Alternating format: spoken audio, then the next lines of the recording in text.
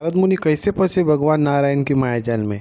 एक बार नारद जी को यह अभिमान हो गया कि उनसे बढ़कर पृथ्वी पर दूसरा कोई विष्णु भक्त नहीं है। उनका व्यवहार भी इस भावना से प्रेरित होकर कुछ बदलने लगा। वे भगवान के गुणों का गान करने के साथ साथ अपने सेवा कार्यों का भी वर्णन करने लगे। भगवान से कोई बात छुपी थोड़ी ही रहती है। उन्हें तुरंत ही इस बात का पता चल गया। वे अपने भक्त का पतन भलाई कैसे देख सकते थे। इसलिए उन्होंने नारद को इस दुष्वृत्ति से बचाने का निर्णय किया। एक दिन नारद जी और भगवान विष्णु साथ साथ वन में जा रहे थे।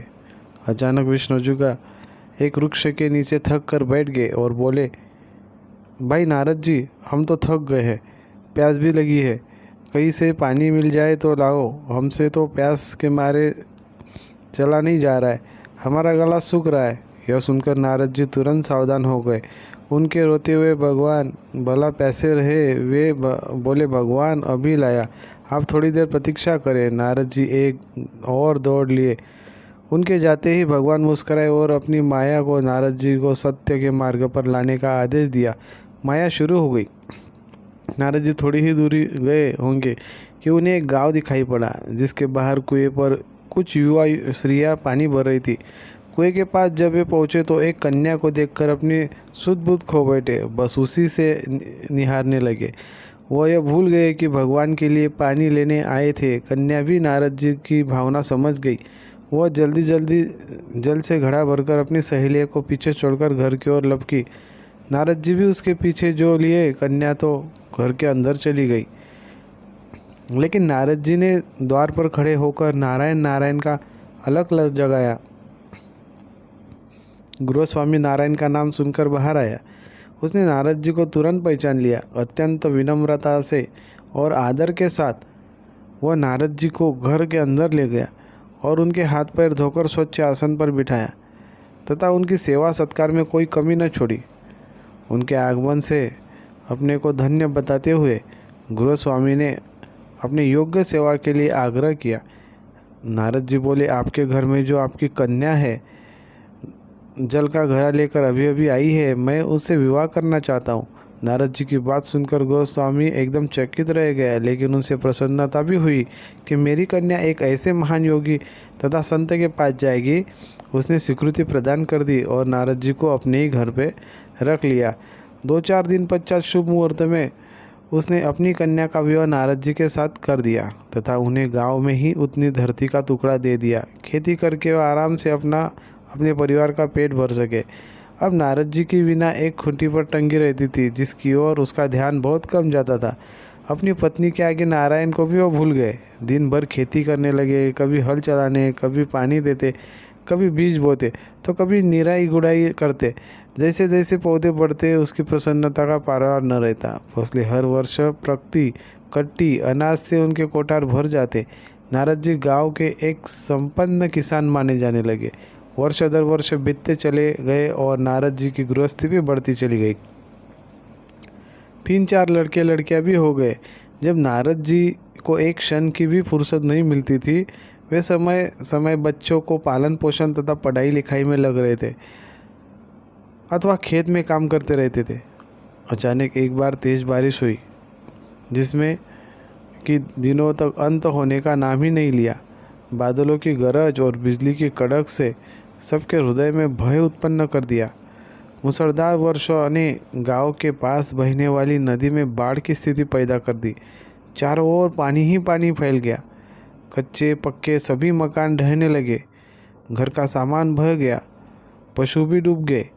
उनके व्यक्ति मर गए। गांव में त्राही त्राही मच गई। नारद अब क्या करे।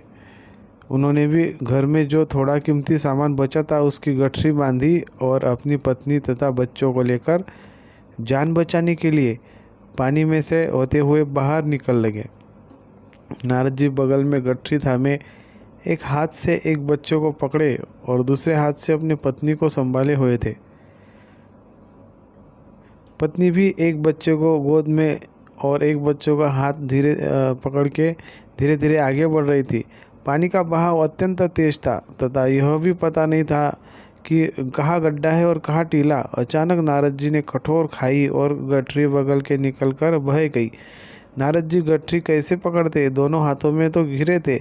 मन मसोस कर सोचा फिर गमा लेंगे। कुछ दूर जाने पर पत्नी एक गड्ढे में गिर गई और गोद का बच्चा छूटकर बह गया।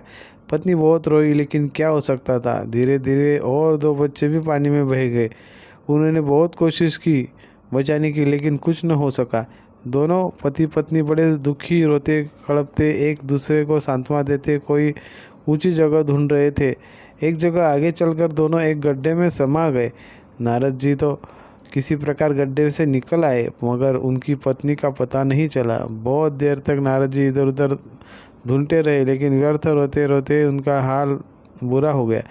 हृदय पत्नी और बच्चों को याद करके फटा जा रहा था। उनकी तो सारी गृहस्थी उजड़ गई थी। बेचारे क्या करे, किसे कोसे, और भाग्य को या भगवान को। भगवान का नाम ध्यान आते ही नारद जी के मस्तिष्क में प्रकाश फैल गया और पुरानी सारी बातें याद आ गई। वे किस लिए आए थे और कहाँ आ गए। ओह, भगवान विष्णु तो उनकी प्रतीक्षा कर रहे होंगे। वे तो उनके लिए जल से लेने के लिए आए थे और यहाँ गृहस्थी का बस आकर बैठ गए। वर्षों बीत गए गृहस्थी को बसने में, और फिर सब नष्ट हो गया। क्या भगवान अब भी मेरी प्रतीक्षा में उसी वृक्ष के नीचे बैठे होंगे। यह सोचते ही बाढ़ नदारद हो गई। गांव अंतर्धान हो गए। वे तो घने वन में खड़े थे। नारद जी पछताते और शर्माते हुए दौड़े। देखा कुछ ही दूर पर उसी वृक्ष के नीचे भगवान लेटे हैं। नारद जी को देखते ही उठ बैठे और बोले, अरे भाई नारद, कहाँ चले गए थे, बड़ी देर लगा दी, पानी लाए या नहीं। नारद जी भगवान के चरण पकड़कर बैठे और अश्रु बहाने लगे। उनके मुंह से एक बोल भी नहीं फूटा। भगवान मुस्कुराए और बोले, तुम अभी तो गए थे, कुछ अधिक देर से तो थोड़ी ही हुई है। लेकिन नारद जी को लगा था कि वर्षों बीत गए। अब उनकी समझ में आया था कि भगवान की माया थी, जो उनके अभिमान को चूर चूर करने के लिए पैदा हुई थी। वे सोचने लगे, उन्हें बड़ा घमंड था कि उनसे बढ़कर त्रिलोक में दूसरा कोई भक्त नहीं है। लेकिन एक स्त्री को देखकर वे भगवान को भूल गए। उनको पछतावा होने लगा और उनका घमंड जरा सी देर में ढेर हो गया। वे पुनः सरलता और विनय के साथ भगवान के गुण गाने लगे।